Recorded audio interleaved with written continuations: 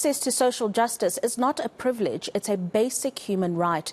That's according to Afrika Tikkun Group CEO Marc Lubner, who says South Africa faces three deeply concerning realities: poverty, inequality and unemployment. He joins us this afternoon for more on this as we look at Human Rights Month after Human Rights Day was celebrated on Friday. A very good afternoon to you, Marc, and thank you very much for you joining us this afternoon.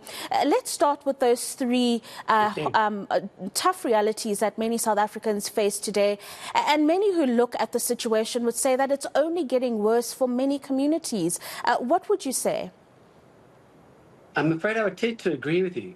We've been operating in the space of inequality and poverty across townships in South Africa for the last 30 years. And the situation, in fact, is not improving. There are elements that are electrification, being one element. But by and large, the lot of those living in townships is not improving. You have to have a scenario where you're developing a microcosm where both government and civil society is working together with community if we're truly going to bring about the type of change that we want. We spend too much time working in isolation, I'm afraid, from one another.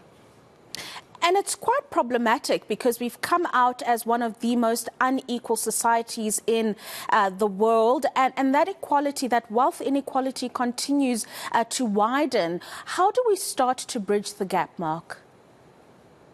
Look, there are a couple, I think, hardcore realities. I think we've had a government that has not necessarily, although I think sentiment was necessarily there to help address the needs of the impoverished.